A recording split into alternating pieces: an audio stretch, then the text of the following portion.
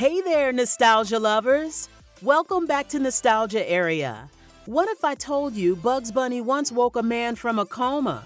Or that Scooby-Doo was almost in a rock band? Think you know your favorite Saturday morning cartoons? Think again. Today we're peeling back the Saturday morning curtain with wild, weird, and wonderfully obscure facts from the cartoons that defined your childhood. So grab your cereal, park yourself on the imaginary shag carpet, and let's jump into some behind-the-scenes cartoon craziness. Mel Blanc, the legendary voice actor known as the Man of 1,000 Voices, was the creative genius behind nearly every iconic Looney Tunes character. From Bugs Bunny and Daffy Duck to Porky Pig and Tweety Bird. His career took a bizarre and almost surreal turn in 1961 when he was involved in a near-fatal car accident that left him in a coma. For 2 weeks, he was unresponsive, until, in a moment of desperation, his doctor decided to address him as Bugs Bunny. Miraculously, Blanc responded in the character's voice. For shame, Doc. Hunting rabbits with an elephant gun. Hey, what's up, Doc? It was a stunning moment that underscored just how deeply his legendary roles were ingrained in his psyche. What's up, Doc? Another fun fact about Mel Blanc, he was allergic to carrots. During recording sessions, he would perform Bugs' signature carrot-chewing sounds but had to spit the carrots out immediately after each take to avoid an allergic reaction. Before Scooby-Doo, Where Are You became the beloved cartoon about a cowardly Great Dane and his mystery-solving teens, the show's creators had a very different vision. The original concept featured the gang as members of a traveling rock band called the Mysteries 5.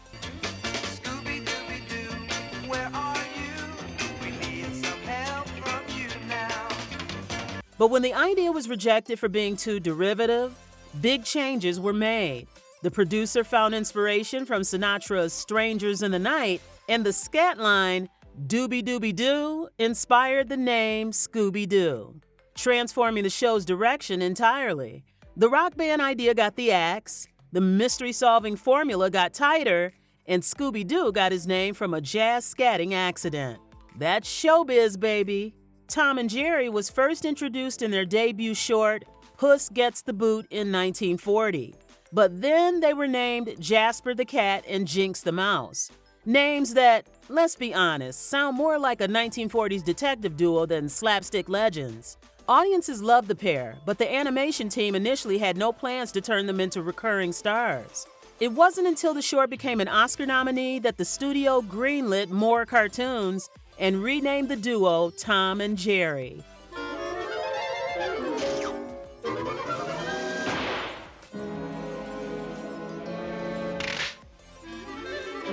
Inspired by a popular 18th century British phrase from rambunctious drinkers.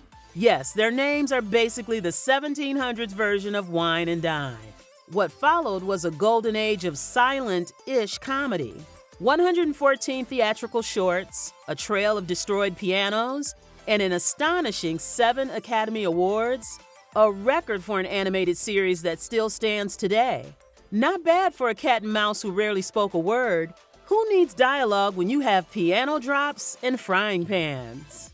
Before the Teenage Mutant Ninja Turtles became the pizza-loving, cowabunga-chanting icons of kids' cartoons, they were born in the shadows, literally. In 1984, the creators self-published a gritty black-and-white parody of Frank Miller's Daredevil, featuring 4 mutated reptiles trained as ninjas. This underground comic was dark, violent, and dripping with satire.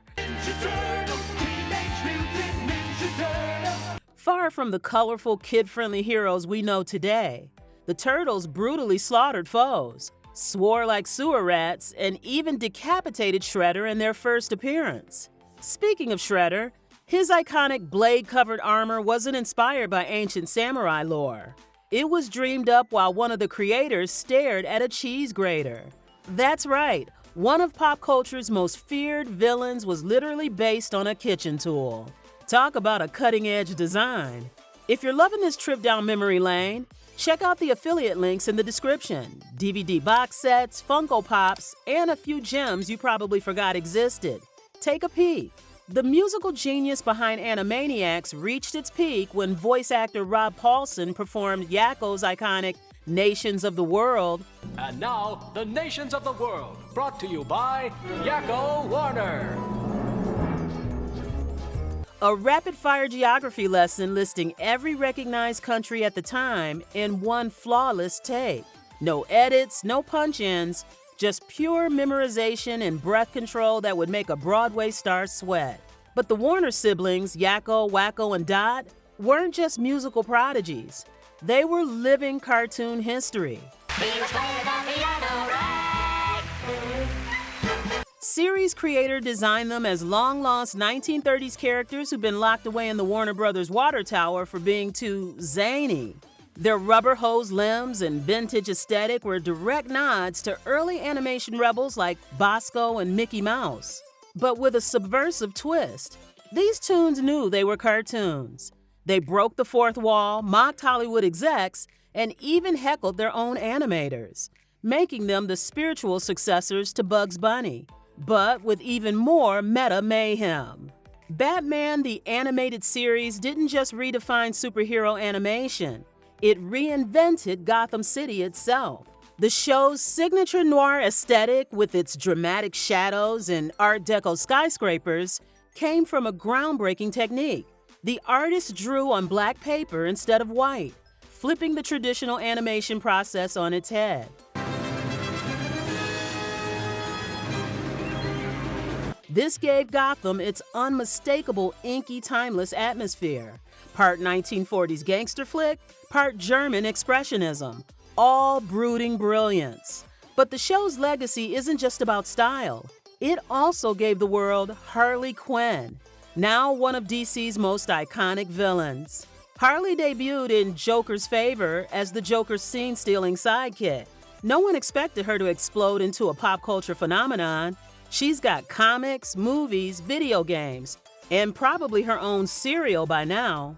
The Flintstones didn't just make cartoon history, they invented it. When the show premiered in 1960, it became the first primetime cartoon series aimed at adults, airing in the coveted Friday night slot alongside live-action sitcoms. But here's the twist. While Fred Flintstone became a family-friendly icon, his voice actor also starred in Winston cigarette commercials with Fred's signature yell. The Flintstones has been brought to you by Winston, America's best-selling, best-tasting filter cigarette. Winston tastes good like a...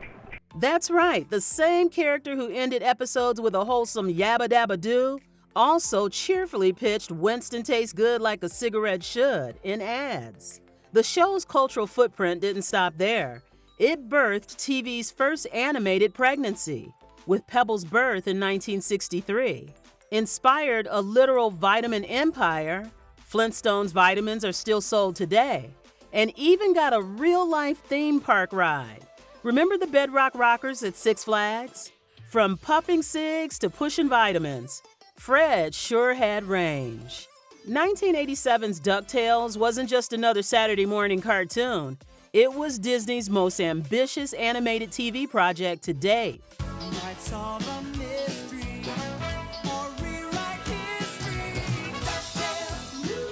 The first season alone carried a jaw-dropping $20 million price tag, about $45 million today, making it one of the most expensive animated series ever produced at the time.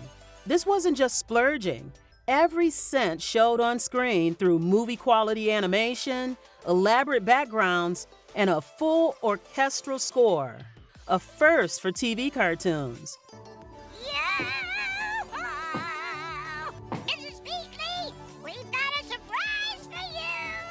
But let's talk about that glorious money bin, childhood's ultimate fantasy and physics' worst nightmare. While Scrooge McDuck's signature dive into his gold coin vault remains one of animation's most iconic images, real-world physics would turn that joyful plunge into a tragic splat. The Powerpuff Girls began life with a much more aggressive origin story. The creator first conceived them in 1992 as the Whoop-Ass Girls for his Cal Arts student film. featuring 3 kindergarten-age superheroines literally created from a can of whoop ass. Yes, that was the official ingredient. Sugar, spice, and everything nice. These were the ingredients chosen.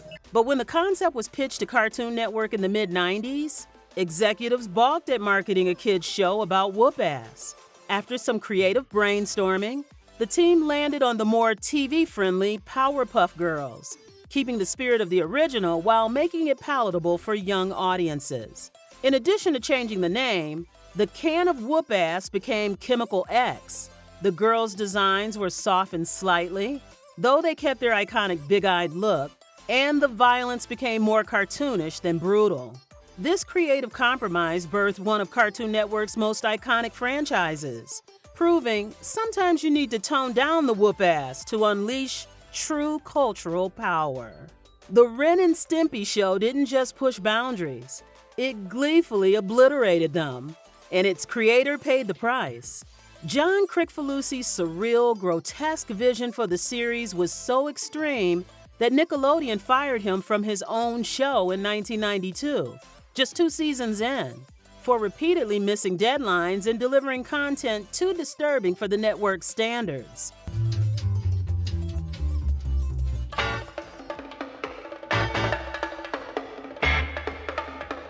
The infamous Lost episode, Man's Best Friend, was so graphically violent, featuring Ren the Chihuahua having a full-blown psychotic breakdown, complete with bulging veins, foaming mouth, and brutal self-harm, that Nickelodeon shelved it for 12 years. Yet this chaos birthed a legacy.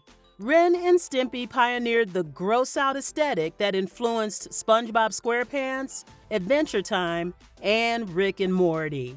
Which of these facts blew your mind? Did you already know about Shredder the Cheese Grater? Or are you still reeling from Bugs Bunny's coma comeback? Drop your favorites in the comments. And if this trip down cartoon memory lane made you smile, smash that like button like Tom smashes a piano. Don't forget to subscribe to Nostalgia Area for more retro magic every single week. Stay groovy, stay nostalgic, and seriously, don't try to dive into gold coins.